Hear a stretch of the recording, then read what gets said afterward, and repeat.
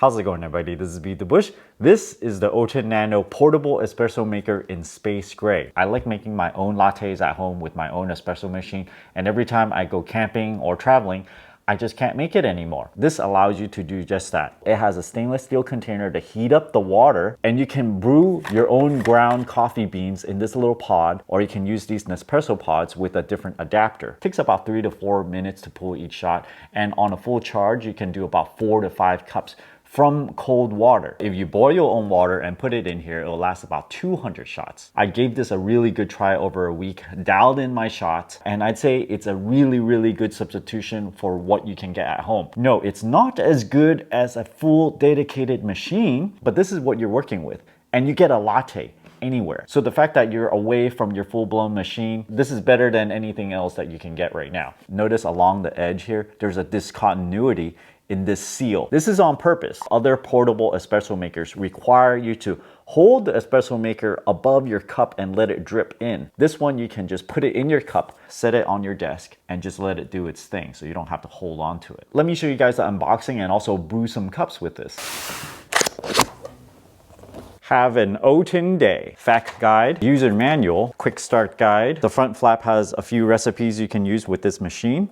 The main unit includes a coffee grounds attachment inside here. There's an inner cup and an outer cup, a Nespresso type pod attachment, a measuring cup, and it doubles as a tamper, and you have a high power USB-C cable. Open up the lid over here, remove this packaging. Inside is made of stainless steel, and I used this a few times already. There's marks showing 50 ml, 70 ml, or max, and it recommends mostly to use 50 ml. The bottom has very tiny holes for the water to go into the machine. There's just one main button and 4 LED indicators. You press it once and it shows the battery power. Twist to open it. This circle ring here feels a little rubbery to form a good seal around this pod thing. This is the coffee grounds pod. You open it up. Very fine laser drilled holes in here. And this will prevent even very fine coffee grounds from escaping this pod. Along this edge, there's a little bit of rubber for sealing. The top has this lip for water input. The bottom also has a little bit of rubber for water output. This is the inner cup, and you put this ground coffee pod inside here. There's quite a bit of clearance here, so when you twist it in to close it, it leaves room for you to press this against the bottom. When you seal this, you twist it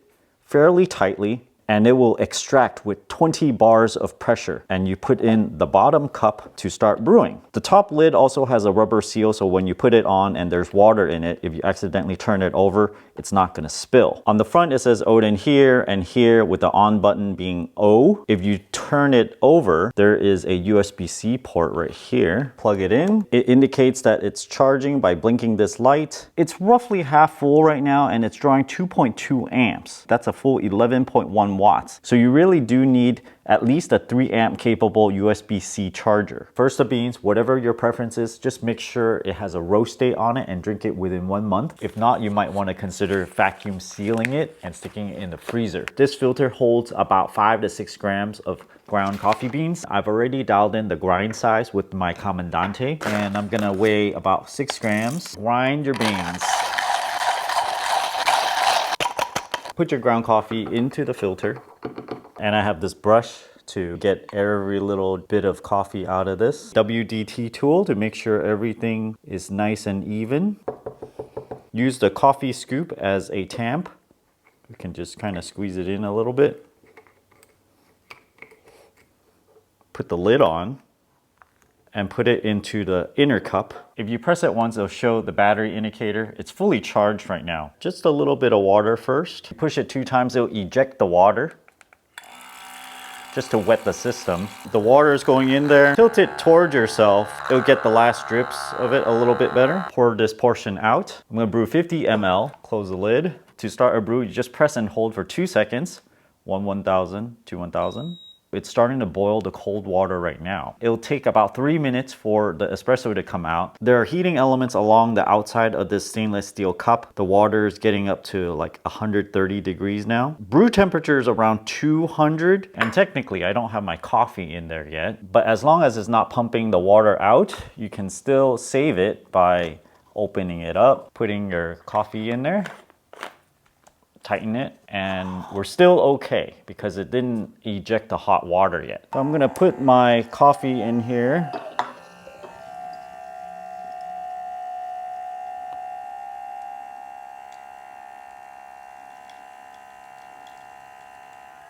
See all that crema coming out?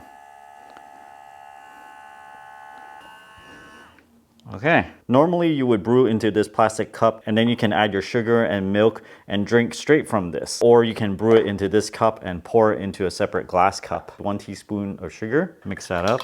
2 ounces of milk that I heated up in the microwave, about 40 seconds or so. Pour it in. It's not the same as steaming your milk, of course. Cheers.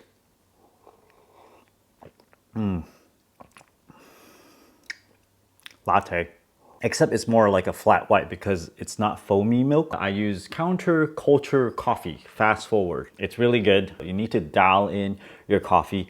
You need your coffee to be fresh. This reminds me of a really good coffee. Of all places, it's not a boutique coffee shop or anything. It's at a 7-Eleven in Japan. They sell really, really good coffee machine coffee. You just press the latte button, it comes out in a cup. It rivals that. Let me also show you guys the cleanup process of this coffee pod. After you're done, you remove the inner cup, twist it open, and you just empty out the coffee grinds. It's best if you do it on some newspaper like this, and you just knock it, and you rinse these guys. Or if you have no running water, just use a little paper towel, and it's ready to go for the next round. For this crazy mess, I like to put it in like a little pocket, fold it in onto itself.